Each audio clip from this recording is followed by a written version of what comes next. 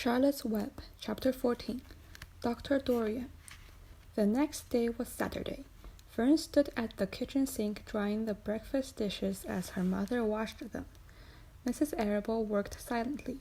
She hoped Fern would go out and play with the other children, instead of heading for the Zuckerman's barn and sit and watch animals. Charlotte is the best storyteller I ever heard, said Fern, poking her dish towel into a cereal bowl. Fern, said her mother sternly, you must not invent things. You know spiders don't tell stories. Spiders can't talk. Charlotte can, replied Fern. She doesn't talk very loud, but she talks. What kind of story did she tell? Asked Mrs. Arable. Well, began Fern, she told us about a cousin of hers who caught a fish in her web. Don't you think that's fascinating? Fern, dear, how would a fish get in a spider's web? Said Mrs. Arable. You know it wouldn't happen. You're making this up. Oh, it happened all right, replied Fern.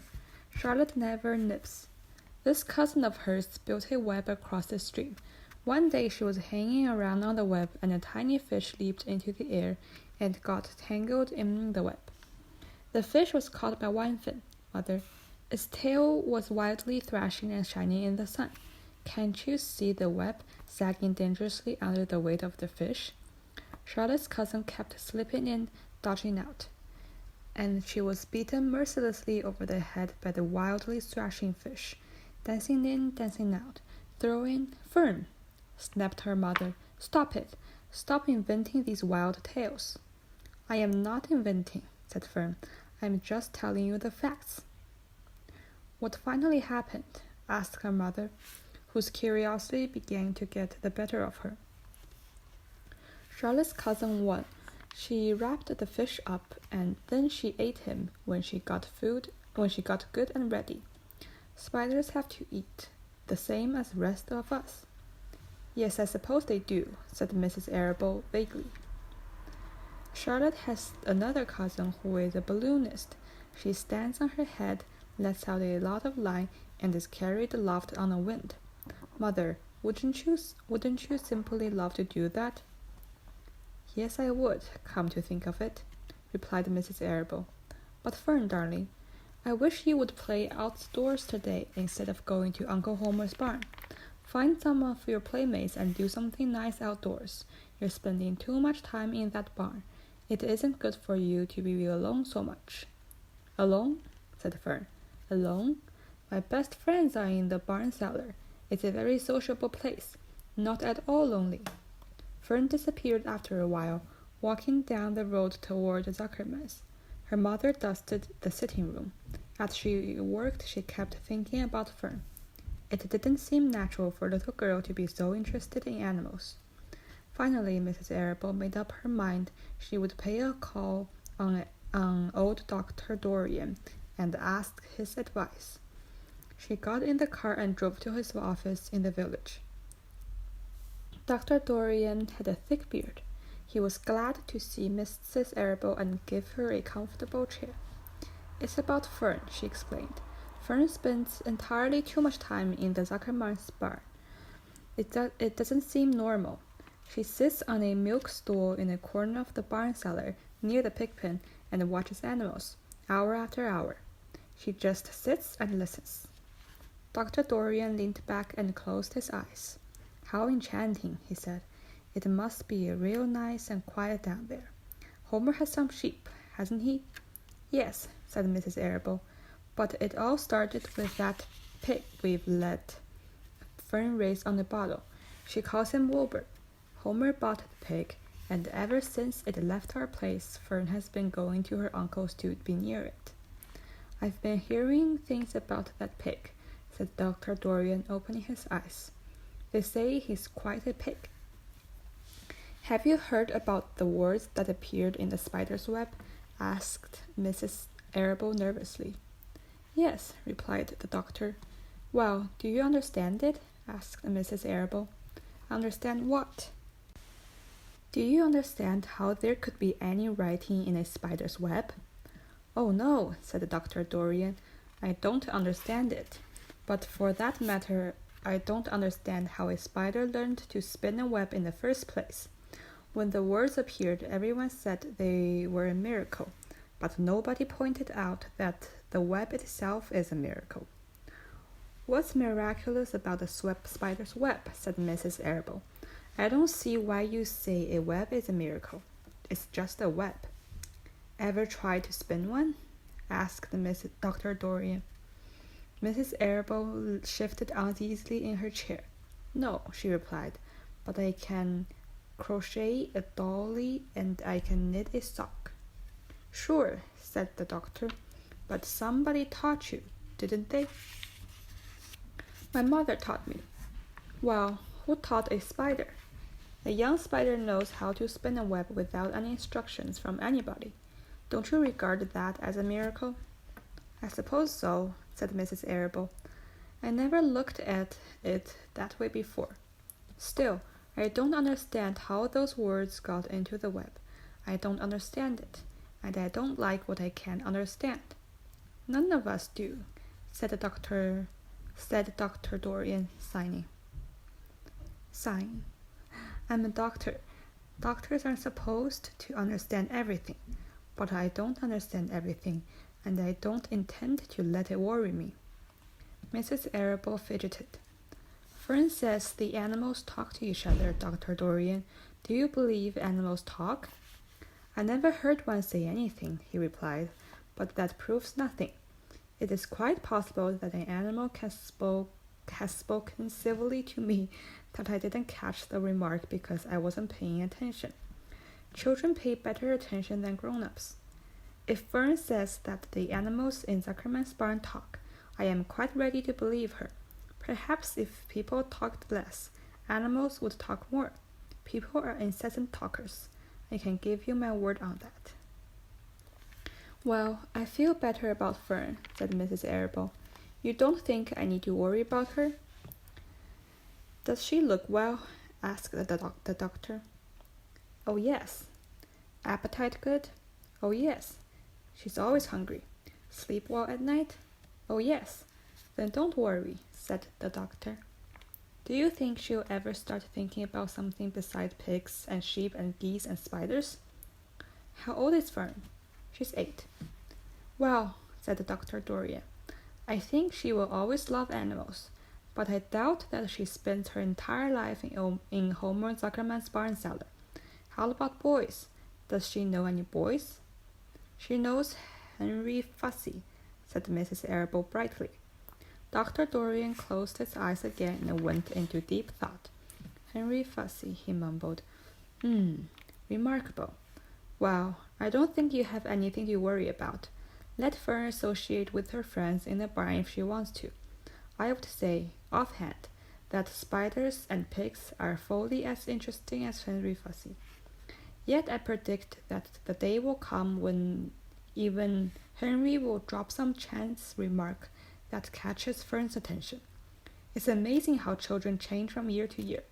How's Avery? He asked, opening his eyes wide. Oh, Avery, chuckled Mrs. Arable. Avery is always fine, of course. He gets into poison ivy and gets stung by wasps and bees and brings frogs and snakes home and breaks everything he lays his hands on. He's fine. Good, said the doctor. Mrs. Arable said goodbye and thanked Dr. Dorian very much for his advice. She felt greatly relieved. Chapter 15. The Crickets. The crickets sang in the grasses.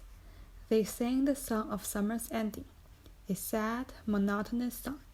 Summer is over and gone, they sang. Over and gone, summer is dying. The crickets felt it was their duty to warn everybody that summertime cannot last forever. Even on the most beautiful days in the whole year, the days when summer is changing to fall, the crickets spread the rumor of sadness and change. Everybody heard the song of the crickets. Avery and Fern Arable heard it as they walked the dusty road. They knew that school would soon begin again. The young geese heard it and knew that they would never be little goslings again. Charlotte heard it and knew that she didn't have much time left. Mrs. Zuckerman, at work in the kitchen, heard the crickets, and a sadness came over her too. Another summer gone, she sighed. Lurvy, at work building a crate for Wilbur, heard the song and knew it was time to dig potatoes. Summer is over and gone, repeated the crickets. How many nights till frost, sang the crickets. Goodbye, summer, goodbye, goodbye. The sheep heard the crickets, and they felt so uneasy they broke a hole in the pasture fence and wandered up into the field across the road. The gander discovered the hole and let his family through, and they walked into the orchard and ate the apples that were lying on the ground. A little maple tree in the swamp heard the cricket's song and turned bright red with anxiety. Wilbur was now the center of attraction on the farm. Good food and regular hours were showing results. Wilbur was a pig any man would be proud of. One day more than 100 people came to stand at his yard and admire him. Charlotte had written the word radiant, and Wilbur really looked radiant as he stood in the golden sunlight. Ever since the spider had befriended him, he had done his best to live up to his reputation. When Charlotte's Web said some pig, Wilbur had tried hard to look like some pig. When Charlotte's Web said terrific, Wilbur had tried to look terrific. And now that the web said radiant, he did everything possible to make himself glow. It is not easy to look radiant, but Wilbur threw himself into it with a will. He would turn his head slightly and blink his long eyelashes. Then he would breathe deeply, and when his audience grew bored, he would spring into the air and do a backflip with a half twist. At this, the crowd would yell and cheer. "How's that for a pig?" Mr. Zuckerman would ask, well pleased with himself. "That pig is radiant." Some of Wilbur's friends in the barn worried for fear all this attraction would go to his head and make him stuck up. But it never did.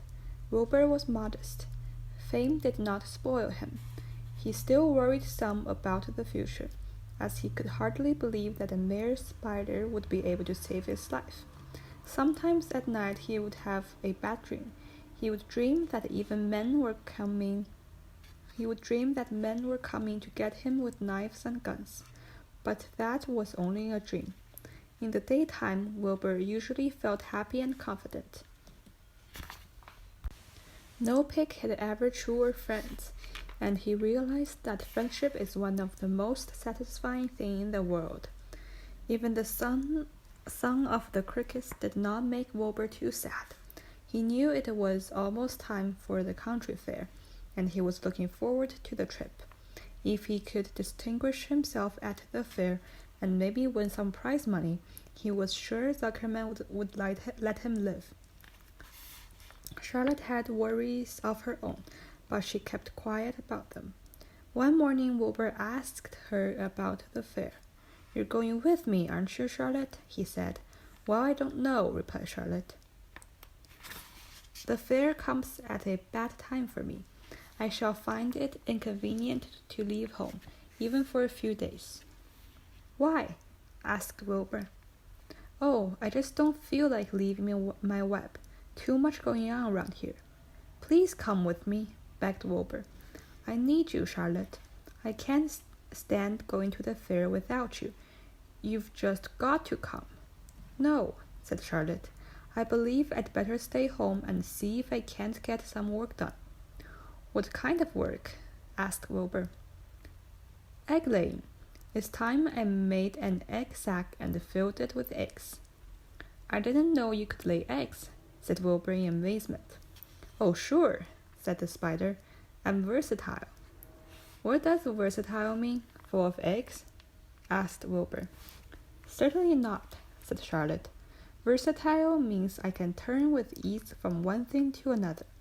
It means I don't have to limit my activities to spinning and trapping and stunts like that. Why don't you come with me to the fairgrounds and lay your eggs there? Pleaded Wilbur. It would be wonderful fun. Charlotte gave her web a twitch and moodily watched it sway. I'm afraid not, she said. You don't know the first thing about egg-laying, Wilbur.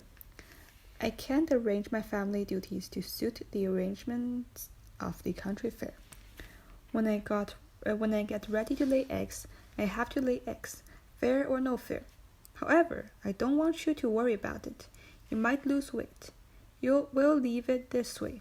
I'll come to the fair if I possibly can. Oh, good, said Wilbur. I knew you wouldn't forsake me just when I needed you the most. All that day Wilbur stayed inside, taking life easy in the straw. Charlotte rested and ate a grasshopper. She knew that she couldn't help Wilbur much longer. In a few days, she would have to drop everything and build the beautiful little sack that would hold her eggs.